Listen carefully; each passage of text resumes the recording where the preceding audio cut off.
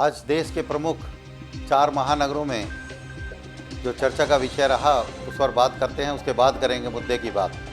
आज अगर देखेंगे तो देश के प्रमुख महानगरों में, दिल्ली में अगर देखें तो दिल्ली में धरना प्रदर्शन अमेंडमेंट को लेकर, जो दिल्ली सरकार के खिलाफ एक वो समझते हैं कि एक अमेंडमेंट आया है, जो बिल पार्लियामेंट में पेश किया गया है, उसके ऊपर धरना दे रहे हैं। अगर हम देखें महाराष्ट्र की बात, तो वहाँ पर जो पुलिस कमिश्नर है उनका रेजिग्नेशन हुआ है सचिन वाजे वाले केस को लेकर।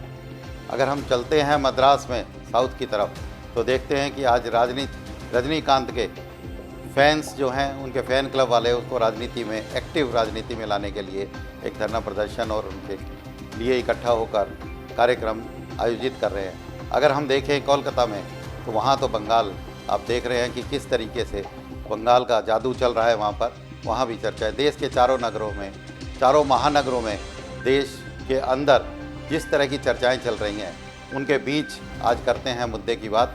मैं हूं रविंद्र गुप्ता और हम दिल्ली 99 टीवी के ऊपर एक और वीडियो लेकर आए हैं, जिस पर हम एक्सप्लेन करेंगे कि क्या है दिल्ली में अमेंडमेंट को लेकर जो शोर शराबा हो रहा है, उसके ऊपर बात करते हैं। संविधान की अनुच्छेद 239 के अंदर जो व्याख्या की गई है, उसके अंदर जो यूनियन टेरिटरीज़ हैं उसके विषय को लिया गया है। उसके अंदर एक 239 जो अनुच्छेद है, 239 अनुच्छेद के साथ में AA विशेषकर विशेषाधिकार रूप में उसको दिल्ली के बारे में घोषित किया गया है। दिल्ली के बारे में उसकी व्याख्या की गई है कि किस तरीके से दिल्ली के अंदर जो सरकार होगी उसको क्या विशेष अधिकार होंगे। उस 239 अनुच्छेद को लेकर जो बात हुई चली, ये 99 के अंदर जो 69 अमेंडमेंट बिल था संविधान का, उस संविधान के द्वारा 1991 के अंदर स्टेटहुड का जो दर्जा राज्य को मिला था, लेकिन किसी तरीके से यूनियन टेरिटरी को थोड़ा सा और ज़्यादा अधिकार देकर एक सरकार, चुनी हुई सरकार उसको कार्य करेगी, इस तरह की व्यवस्था उसमें दी गई थी 69 अमेंडमेंट के द्वारा। और 239 में विशेष रूप से जो एक विशेष राज्य का दर्जा प्राप्त, पूरा स्टेटहुड नहीं दिया गया था, लेकिन फिर भी उसके अंदर दिल्ली के लिए विशेष रूप से बात की गई। आज जो 15 मार्च को हाउस ऑफ पीपल है, लोकसभा के अंदर एक बिल इंट्रोड्यूस किया गया।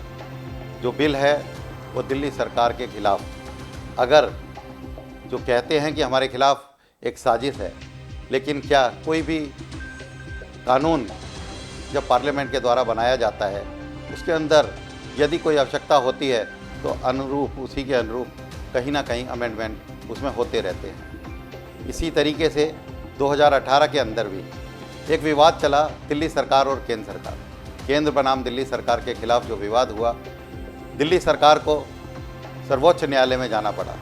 सर्वोच्च न्यायालय ने जो व्याख्या दी, उसके अंदर कहा कि राज्यपाल को दिल्ली की सरकार की एडवाइस और उसके सलाह के ऊपर कार्य करना होगा।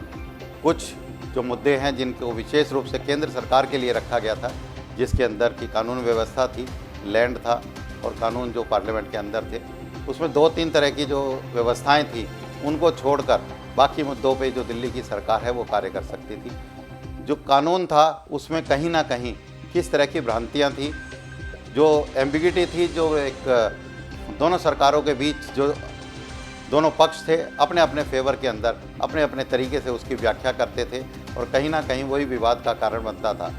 पूरे राज्य के अंदर इस तरह की व्यवस्था फैली हुई थी कि कभी कोई कार्य सरकार करती थी, राज्यपाल उसमें अपनी व्याख्या देते थे, राज्यपाल करते थे तो सरकार उसकी व्याख्या को नहीं मानती थी। इसी को लेकर फरवरी 2019 की एक व्याख्या थी सुप्रीम कोर्ट की, जिसके अंदर उन्होंने कहा कि इस तरह की जो भ्रांति कानून के अंदर है, सरकार को पहल करनी चाहिए, और सरकार को पहल करके इस तरह की भ्रांतियों को दूर करके इसको एक क्लियर कट इंस्ट्रक्शंस होनी चाहिए, इंटरप्रिटेशन होनी चाहिए, जिसमें दोनों पक्ष अपने अपने फेवर में ना कर सकें और कानून को उसकी व्याख्या के अनुसार दिल्ली की सरकार चले, इस तरह की व्याख्या करनी चाहिए। केंद्र सरकार का कहना है कि हम सुप्रीम कोर्ट के जो दिशा निर्देश हैं, उनकी जो ऑब्जर्वेशन है, उसी ऑब्जर्वेशन के अनुरूप हम यहाँ पर एक कानून लेकर आए हैं, जिसके अंदर मूलतः हमने 2, 3, 4, ज़्यादा से ज़्यादा 4 जो है वो अमेंडमेंट के प्रोविजंस रखे हैं। अगर देखते हैं कि कानून जो 239 ए के अंदर प्रपोज्ड बिल है, जो अभी पार्लियामेंट में 15 तारीख को मार्च की, अभी इसका चर्चा भी होगी दोनों हाउस के अंदर, और उसके बाद सर्वसम्मति से जो भी निर्णय होगा उसके बाद वो कानून की शक्ल लेगा। लेकिन अगर देखते हैं तो क्या है ये प्रावधान, अगर हम देखें तो सबसे पहले जो प्रावधान है वो सेक्शन 21 जो प्रावधान है इसमें GNST का जो बिल है उसके अंदर, उसमें प्रावधान किया गया है कि सरकार कौन है।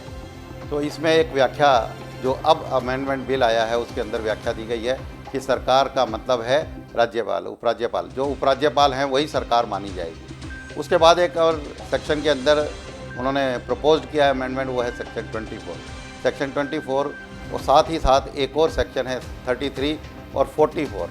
ये चार जो हैं, और इसके अंदर चार जो प्रावधान है मेन रूप से, उन चारों को कहीं ना कहीं उसमें थोड़ा थोड़ा सा बदलाव करने की कोशिश गई है। कहीं पर सब सेक्शन ऐड किया गया है, कहीं पर प्रोवाइजो दिया गया है। जिस तरह से हम बात करें कि केंद्र सरकार के द्वारा ये कहा गया है कि दिल्ली की विधानसभा यदि कोई कानून पास करती है तो उसको कोई कानून पास करने का अधिकार है, लेकिन उसमें जो वो रूल्स और जो भी प्रोसीजर बनाना चाहते हैं वो रूल्स और प्रोविज़न वो बना सकते हैं बनस्पत यदि कोई भी उनका रूल और किसी तरीके का प्रोसीजर जो केंद्र सरकार द्वारा बनाए गए रूल्स और प्रोसीजर हैं उनका अतिक्रमण ना करता, उनके अधीन हो, उनका उसकी जो वायलेशन नहीं होती हो। अगर इस तरह के कानून बनाते हैं तो वो कानून बनाए जा सकते हैं। तीसरा जो है कि अगर राज्यपाल को कोई भी कानून बनाने से पहले अगर उनके एसेंट लेने की आवश्यकता पड़ती है, उनकी अनुमति की आवश्यकता पड़ती है, और किस कानून के अंदर, किस प्रावधान के अंदर यदि राज्यपाल को लगता है तो क्या ये मैंडेटरी है कि वो राज्यपाल अपना प्रेसिडेंट ऑफ इंडिया की कंसेंट के लिए, उसको कंसिडरेशन के लिए उनको भेजें या ना भेजें। ये सभी बात पर उनकी जो राय है वो फाइनल होगी। राज्यपाल के पास उनको भेजना पड़ेगा और वो देखेंगे उनको अनुमति देनी है या नहीं देनी, या प्रेसिडेंट ऑफ इंडिया की सलाह के लिए या उनके कंसिडरेशन के लिए इसको भेजना है या नहीं भेजना। तो इसके अंदर भी विशेषाधिकार जो है उपराज्यपाल का रहेगा। साथ ही साथ ये बात आती है कि अगर विधानसभा कोई भी कानून बनाती है और उसका प्रशासनिक कानून के अनुसार अगर प्रशासनिक जो एक्शन है वो उनको लेने होंगे तो अपनी मर्जी से नहीं ले सकते। उन प्रशासनिक आदेशों के लिए अनुमति लेने के लिए राज्यपाल के पास वो कानून को भेजना पड़ेगा। इन्हीं सभी मुद्दों के लिए दिल्ली सरकार का कहना है कि हमारी सरकार को काम ना करने देने के लिए इस तरीके के कानून को पेश किया गया है। और सबसे पहले मुख्यमंत्री केजरीवाल जी ने भी इसका विरोध किया, उसके बाद उनकी सरकार के एक मंत्रियों ने इसका विरोध किया। अगर हम देखें तो अभी फरवरी में भी एक कानून इसी तरह का अमेंडमेंट पेश किया गया था, उसको पार्लियामेंट में रखा, वो पास भी हुआ, उसमें इस तरीके का किसी तरीके का कोई विरोध आया नहीं। लेकिन इस कानून के अंदर क्यों विरोध आया? कार्य करने में अवरोध अगर उत्पन्न होता है तो क्या इस कानून की वजह से होगा या कोई उनकी अपनी विफलता के कारण जो काम नहीं कर पाएंगे, इसका बहाना लेने के लिए ये अमेंडमेंट हमें काम नहीं करने दे रहा है, इसलिए ये बात ली जा रही है। ये सभी बातें हैं, मुद्दे हैं। इन्हीं मुद्दों के साथ आज हम इस वीडियो के अंदर एक और नए प्रावधान के साथ आपके बीच में आए हैं, जो सेक्शन 4 है, सब सेक्शन 4 जो 239 ए के अंदर इंट्रोड्यूस किया गया है, उसका भी प्रोवाइजो में इसका उल्लेख है। इन सभी बातों से यदि हम देखें तो कोई भी जो निर्वाचित सरकार है, जो केंद्र सरकार है, उसको जब पार्लियामेंट के अंदर कानून बनाने का अधिकार है, तो वो कानून बनाने के अधिकार को लेकर यदि हम देखेंगे तो उसके अंदर समय समय पर जब कभी लगता है कि इसमें कोई विसंगति उत्पन्न हुई है या किसी भी तरीके का इसके अंदर बदलाव की आवश्यकता है, तो अमेंडमेंट का प्रोविज़न भी उसके अंदर दिया गया है और उन्हीं प्रावधानों के अंतर्गत ये अमेंडमेंट बिल लाया गया है। तो लगता नहीं कानून के हिसाब से इसमें कोई कमी है, टेक्निकल चीज़ें हैं। और कानून के अंदर अगर सुप्रीम कोर्ट ने इनके ऊपर व्याख्या देने के बाद और इसमें कोई विवाद या कोई भ्रांति है, उसको दूर करने के लिए कि सरकार को कोई भी अगर निर्देश दिए थे या किसी कानून के अंदर या जजमेंट के अंदर इस तरह की ऑब्जर्वेशन दी थी और सरकार यदि उन्हीं के अनुरूप इन अमेंडमेंट को लाई है, तो हमें नहीं लगता कि किसी तरीके का विरोध का कोई कारण है। लेकिन राजनीतिक पार्टियां जो है राजनीतिक रूप से कोई ना कोई विरोध का मुद्दा उठा के रखती हैं, तो ये जो उनका मुद्दा है। लेकिन बहरहाल आज हम इस मुद्दे की बात के साथ इस वीडियो में आए थे। एक और नई वीडियो के साथ आपके साथ दोबारा मिलेंगे। मैं रविंद्र गुप्ता आपसे अनुमति लेता हूँ। धन्यवाद, नमस्कार।